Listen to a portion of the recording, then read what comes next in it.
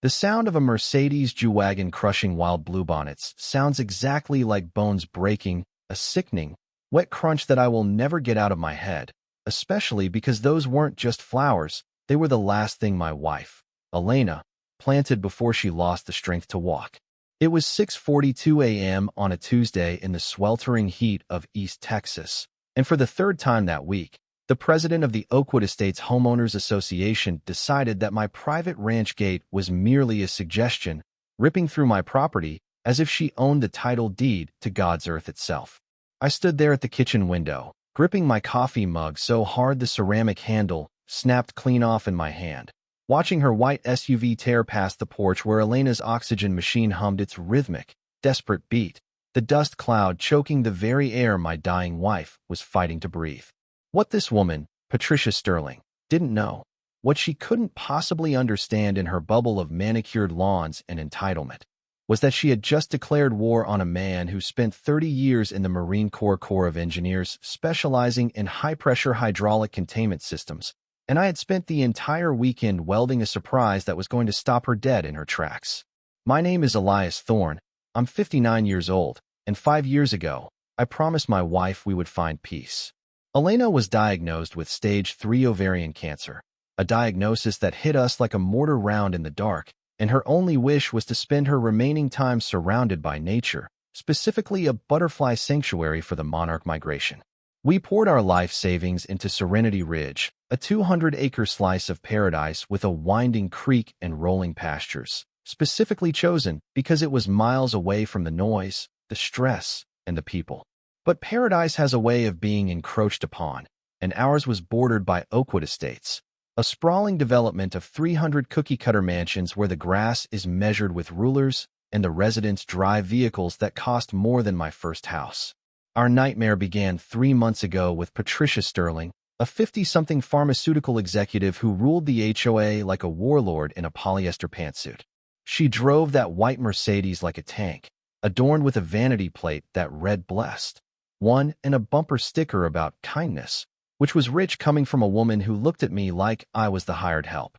It started when I found her standing on my property line, tape measure in hand, claiming she needed access to the community aquifer pump located near my north fence.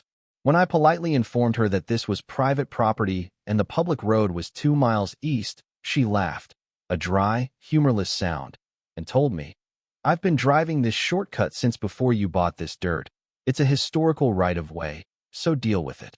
I've dealt with insurgents. I've dealt with bureaucratic nightmares in the Pentagon, but nothing prepares you for the sheer, unadulterated audacity of a suburban tyrant who believes the rules of physics and law don't apply to her.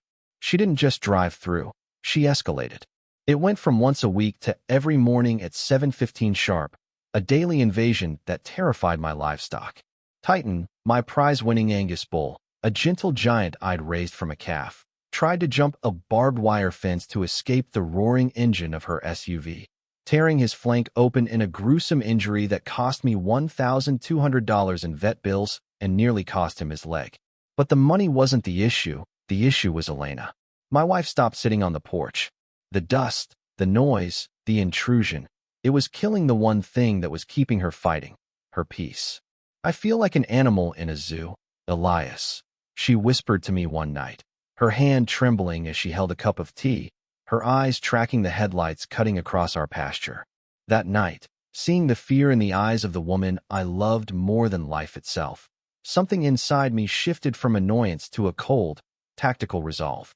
In the Corps, we call it actions on contact. When the enemy engages, you don't retreat, you dominate the battle space. 3 weeks into this siege, Patricia decided to turn my property into a tourist attraction.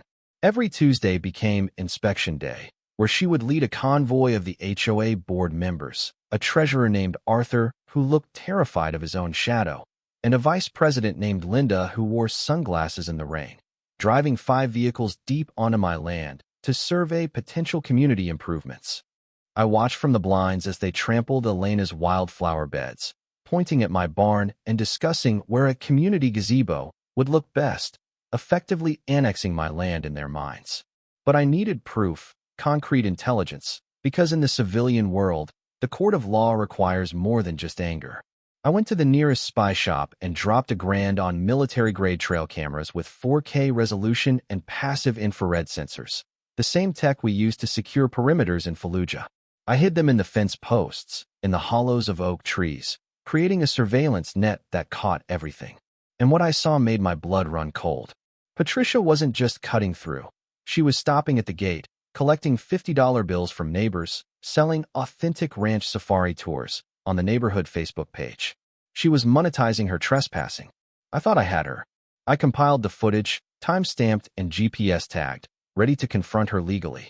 But Patricia was always 3 steps ahead in her own twisted game. Before I could file a report, I received a registered letter that hit my mailbox like a grenade, a notice of eminent domain hearing from the County Planning Commission.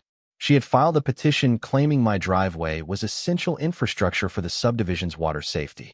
Because of the pending litigation, the bank froze my home equity line of credit, the exact funds we were using to pay for Elena's experimental chemotherapy at St. Jude's Memorial. I stood in the bank lobby, listening to a teller explain that my accounts were flagged due to commercial dispute irregularities, and I felt the room spin. I went home to find Elena crying softly in the bedroom because the pharmacy had called to say our insurance was under review thanks to a tip about unreported business activity on the ranch. Patricia Sterling wasn't just driving over my grass anymore. She was dismantling my life, attacking my wife's survival, and she was doing it with a smile on her face. That night, I held Elena's hand until she fell asleep, listening to the oxygen machine hiss, and I made a vow to the darkness. I wasn't going to just sue this woman. I was going to utterly destroy her world, and I was going to use the very laws she thought she mastered to bury her. The next morning, I didn't go to a lawyer. I went to a surveyor, a man named Gus who had been mapping this county since the dirt was new, using GPS equipment accurate to the sub-inch, the kind of gear that guides cruise missiles. I told him I needed to know where every single grain of sand on my property line belonged, and I needed it yesterday. While Gus worked the field, I drove to the county courthouse and descended into the records basement, a windowless tomb of bureaucracy smelling of mildew and old paper. I spent 72 hours down there, fueled by vending machine coffee and rage, photographing every deed, easement, and utility map dating back to 1950. Military intelligence is about pattern recognition, about finding the glitch in the matrix, and I found a glitch so big you could drive a truck through it. The historical easement Patricia claimed gave her the right to my land. It existed, sure, but it had expired in 1987. It was a temporary construction access permit for a water tower that was never built. But the rabbit hole went deeper. The documents Patricia had been flashing around town, the ones she used to intimidate the bank and the insurance company, had signatures from a notary who died in 1995, yet were dated 2005. I was looking at a forgery, and not just a bad forgery, but a massive, systemic fraud. The survey revealed that the HOA's main water line was illegally crossing not just my land, but the properties of 3 other neighbors. Old Man Miller, a cattle rancher who was too old to fight back, Isabella Cortez, a single mom trying to keep her family farm afloat, and Hank the Horseman, a retired teacher. Patricia Sterling had been bullying the entire rural countryside for 15 years, saving her subdivision millions in easement fees by simply stealing our land and forging the paperwork to cover it up. The turning point came on a rainy Thursday night. My motion sensors pinged at 2 a.m., and I saw a lone figure at my gate. I grabbed my flashlight, expecting vandals, but found Robert Sterling, Patricia's husband. He looked like a man who hadn't slept in a decade, soaked to the bone, holding a plastic grocery bag. He didn't say a word at first, just handed me the bag through the fence bars. "She's going to ruin us," he whispered, his voice cracking. "I can't be part of it anymore. I know about the sick wife. I'm sorry. God, I'm so sorry." Inside the bag were the originals. The real originals. Emails, financial ledgers, and a diary of sorts where Patricia detailed her conquests. She was planning to bulldoze Elena's butterfly garden the following week to build a permanent paved road, claiming emergency fire access. Robert disappeared into the rain before I could thank him, leaving me with the nuclear codes.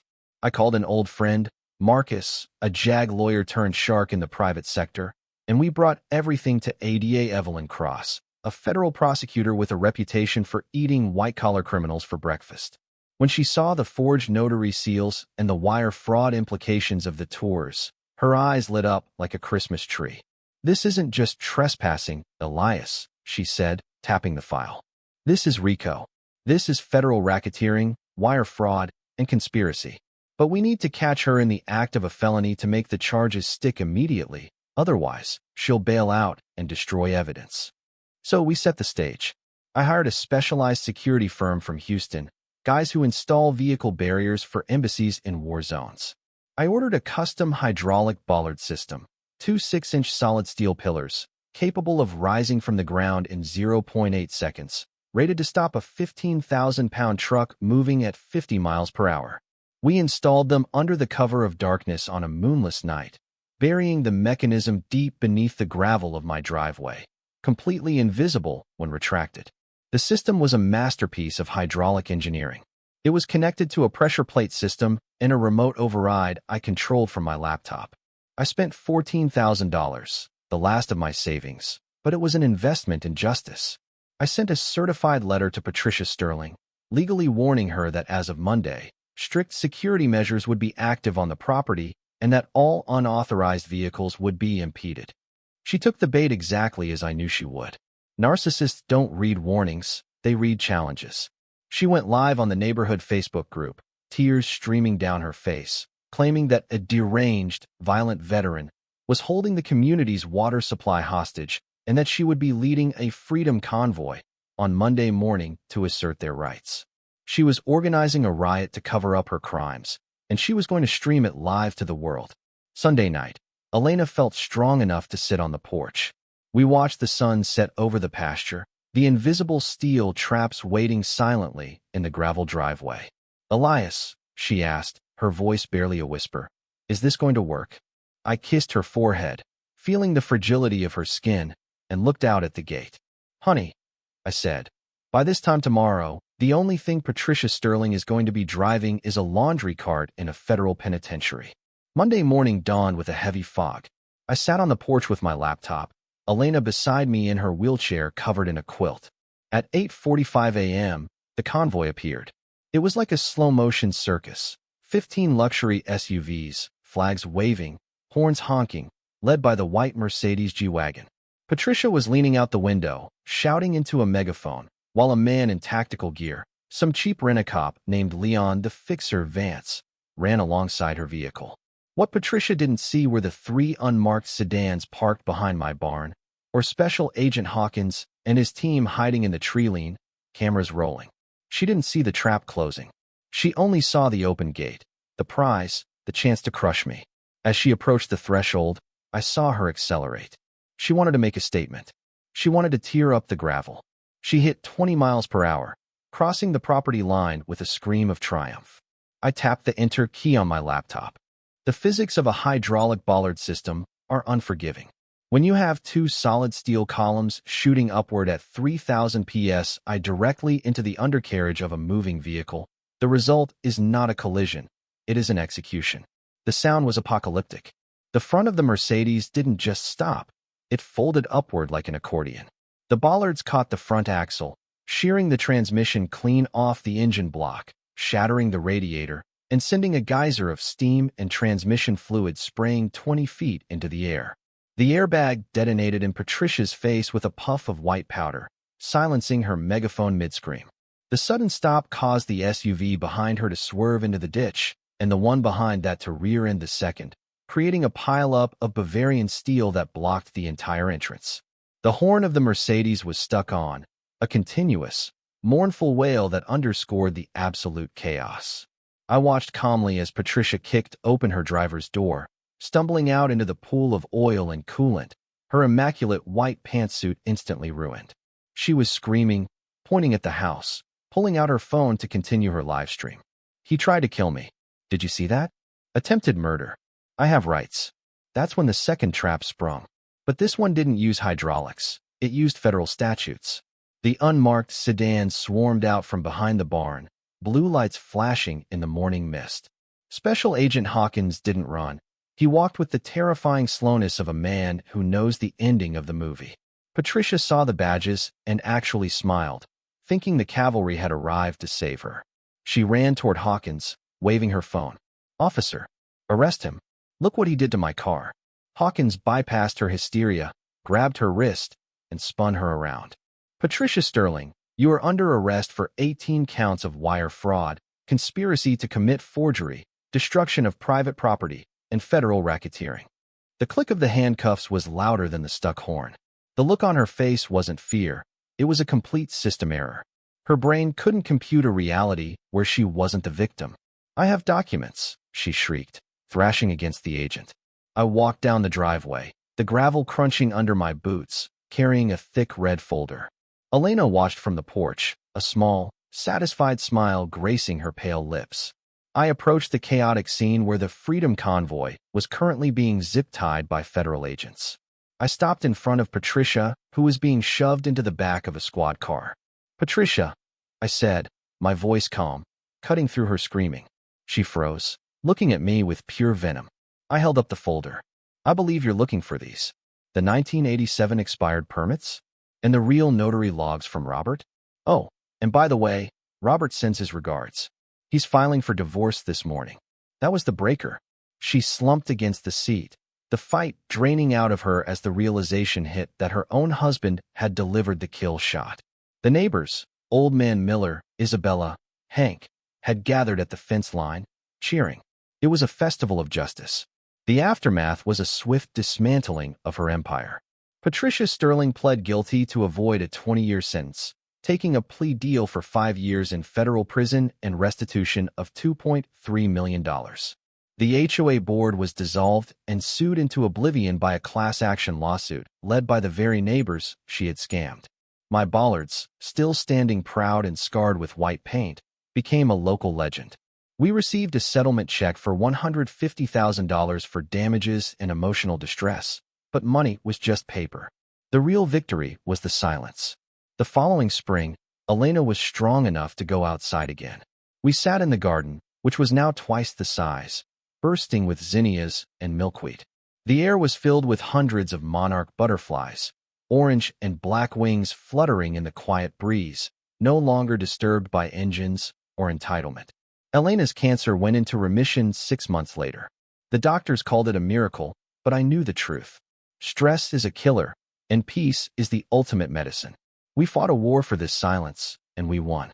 But as I sit here today, watching the sun dip below the horizon, I look at the steel bollards that saved our sanctuary, and I have to ask, at what point does defending your home become going too far? Some people said I lured her into a trap, that I could have just sued her and waited years for a court order while my wife suffered.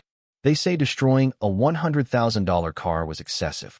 But when someone threatens the person you love, when they invade your safe haven and laugh in your face, do you wait for permission to stop them? Or do you become the wall they can't break down? I know my answer.